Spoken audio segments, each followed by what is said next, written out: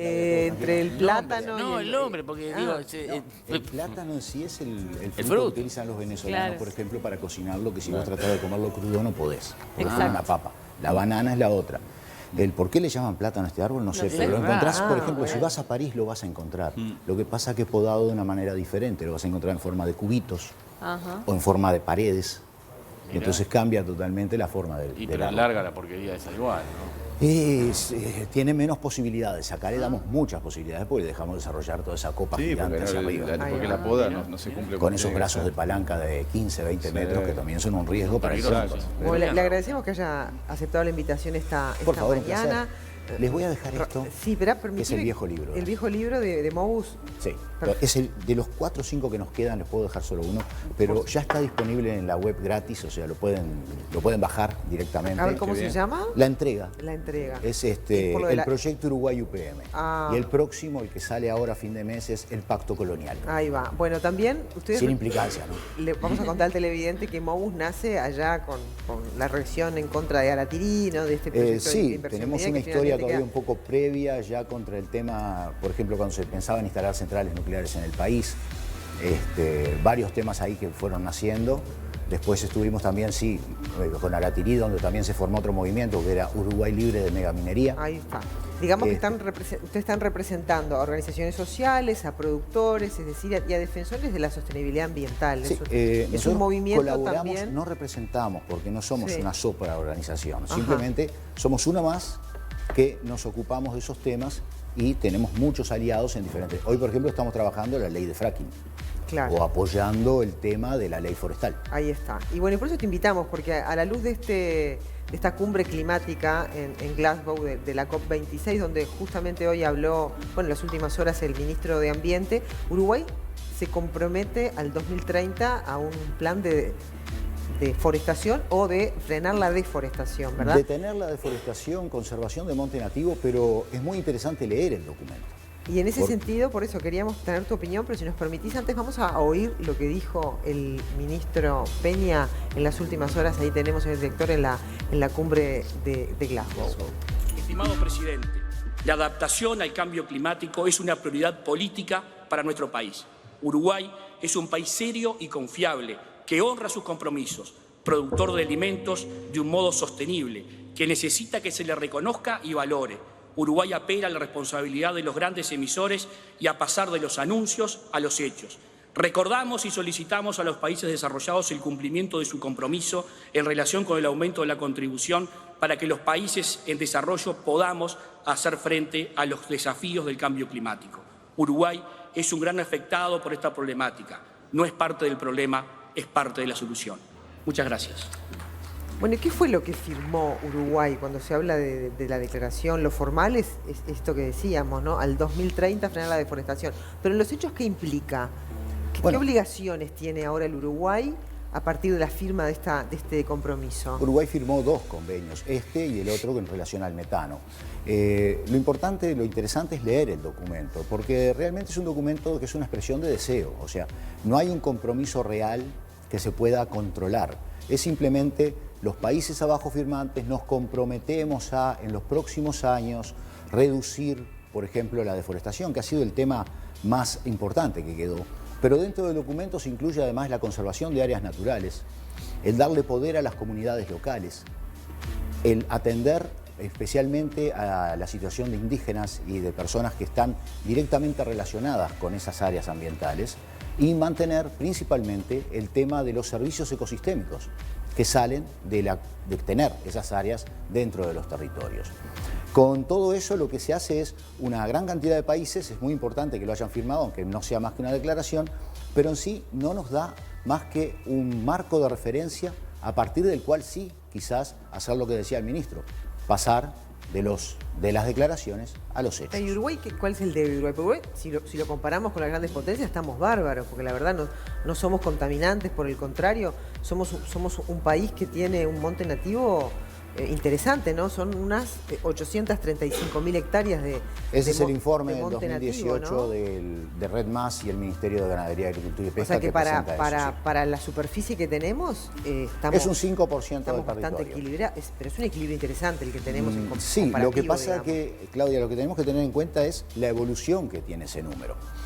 Porque contra lo que se ha dicho muchas veces y contra lo que se dice que es cierto, por ejemplo, de que la ley forestal del 87 prohíbe la destrucción del monte nativo, la realidad es que la superficie del monte nativo en los últimos 20 años, de acuerdo a los estudios del Ministerio de Ganadería, Agricultura y Pesca, ha disminuido. Y no solamente ha disminuido, sino que también se ha degradado. Y no ha sido solamente el monte nativo el que le ha pasado ¿En esto. cuánto ha disminuido? Alrededor del 5% en 20 años. 5%. Y eso sin contar la degradación. ¿Qué es la degradación? La degradación es que cuando tú tienes un monte nativo, tiene una cierta cantidad de especies, una forma, un ecosistema se conforma ahí, tienes una biodiversidad específica del lugar. La degradación se da cuando entran a ese monte nativo especies que no son autóctonas. Por ejemplo, incluso las especies plantadas. Alrededor de las plantaciones de pinos y de eucaliptos se ha visto, incluso en las áreas protegidas, la entrada de esas especies a las zonas de monte nativo. Otras especies que han entrado al país, por ejemplo, con temas de jardinería, como el ligustro, hoy son una planta invasiva muy importante que se reproduce muy rápidamente, que ha encontrado una simbiosis muy interesante con, por ejemplo, las palomas, que distribuyen la semilla. Y a partir de ahí tenemos que no es el mismo monte nativo ahora que el que teníamos antes. Por otra parte, dentro de esta declaración, Uruguay se une a ese compromiso sin metas palpables para mantener todos los otros ecosistemas. Nosotros tenemos un ecosistema de pradera que es histórico en nuestro país, que ha estado de siempre en nuestro país, los campos naturales, que son un gran receptáculo para el dióxido de carbono, o sea, el anhídrido carbónico, el CO2. Y esos son otros que también tenemos que mantener. Todo esto nos lleva a mantener otra cosa más, que es base para nuestra economía, base para nuestra vida, que es el agua que está en esos territorios. ¿Y cuál es el paso siguiente, no? Porque firmar este tipo de compromisos es avanzar de cierta forma, pero ¿cómo puede pasar de los anuncios a los hechos? ¿Qué debería hacer este nuevo Ministerio de Ambiente de nuestro país? Desde nuestro punto de vista, ustedes saben, yo formo parte del MOUS, el Movimiento por un Uruguay Sustentable. Desde nuestro punto de vista, lo que se debe hacer es impulsar a partir de estos compromisos firmados acciones legislativas que lleven al territorio lo que se plantea de hacer, evitando, entre otras cosas, prácticas de agricultura o de ganadería que no sean sustentables, evitando la transformación masiva del territorio en paisajes que no son los naturales del país, para lograr de esa manera que la producción nacional sea una producción justamente sustentable, que la podamos hacer nosotros, la puedan seguir haciendo nuestros hijos, nuestros nietos. Y en ese sentido la ley forestal, esta que está ahí a media sanción en la Cámara de Diputados, es una buena señal, esto de circunscribir, un planteo que está haciendo Cabildo Abierto, ¿no? Las áreas de plantación para producción a una determinada área del país y que tenga un tope, digamos. Nosotros apoyamos un esa ley. 10%. Sí, nosotros el apoyamos gobierno esa ley. Bueno, el gobierno y el propio presidente dice que en algún momento hasta dijo que le iba a vetar si esa ley salía, ¿no? No tenemos declaraciones del señor presidente sobre eso. Tenemos sí trascendidos de fuentes de presidencia que dicen que el presidente haría eso. Sí. La ley tiene dos partes que son muy importantes. La primera, la limitación de las plantaciones masivas de árboles. No hablamos de que alguien plante árboles en un campo. Lo que hablamos es de evitar la plantación masiva, alrededor de 1.300, 1.400 plantas por hectárea, o sea, una cada 3 metros, que generan un ambiente justamente que no solo no es sostenible, sino que afecta la calidad y la cantidad de agua disponible para las zonas que lo rodean, porque esos árboles no solo absorben, todas las plantas son bombas que chupan agua del suelo, sino que también detienen el agua previamente a que ingrese al suelo con su copa. Recordemos que, por ejemplo, el eucalipto es un árbol que tiene hojas todo el año, o sea, en ningún momento del año pierde la hoja, con lo cual siempre forma una cubierta sobre el terreno. Cualquier monocultivo es complicado, porque tú le estás exigiendo, a partir de los requerimientos de un solo vegetal, al suelo una cierta cantidad de nutrientes y de productos que no se pueden recuperar rápidamente y que no se pueden compensar. El cultivo de los árboles es un cultivo complicado. La limitación que se propone en la ley de que los árboles solamente se puedan plantar de esa manera en las áreas forestales es algo absolutamente lógico. El hecho después de que esas áreas forestales se limiten a un 10% del país, de cualquier manera le da todavía hoy al complejo forestal, al lobby forestal, si se quiere decir, le da la capacidad de aumentar en casi un 50% la cantidad de áreas forestadas, con lo cual, para hablar en términos, por ejemplo, de plantas de celulosa, podríamos tener 2 plantas más del tamaño de la que lamentablemente, y digo lamentablemente basándome en hechos, la empresa UPM va a colocar en el Río Negro y que ahora finalmente está autorizada desde el punto de vista ambiental, en una autorización que nosotros consideramos ha sido mal dada, a destiempo, y que no cumple con los requerimientos que debiera de exigir un país que se considere soberano. ¿Cómo cuáles? Bueno, para empezar, el proyecto se subdividió en partes para su análisis, con lo cual se llegó al caso ridículo de que sería como que tú haces todo un edificio sin saber si lo podrás conectar a la red de saneamiento. Esto fue lo que sucedió con la planta de celulosa. Se autorizó todo y faltaba, por ejemplo, la salida de los efluentes.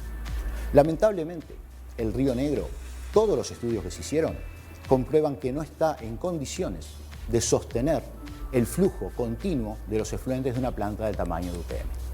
A pesar de eso, la Dinama terminó autorizando, eso sale ahora en el próximo libro de Mous, terminó autorizando la planta, atendiendo a que la empresa se comprometió a que en caso de que la contaminación se le fuera de mambo, o sea, que contaminaran demasiado, la empresa reduciría su producción.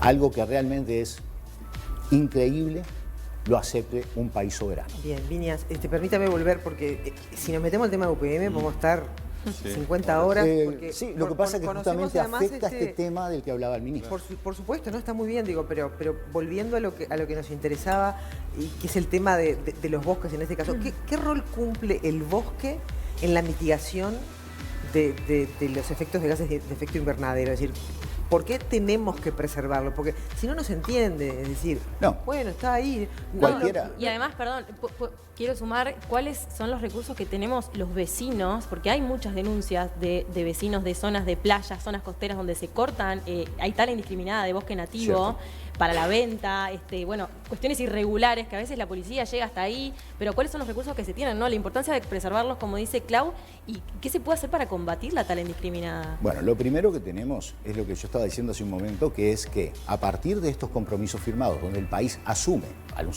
un grado de compromiso mayor al que tenía antes para estas cosas, lo primero que tenemos que tener es las herramientas legislativas para poder operar contra esto.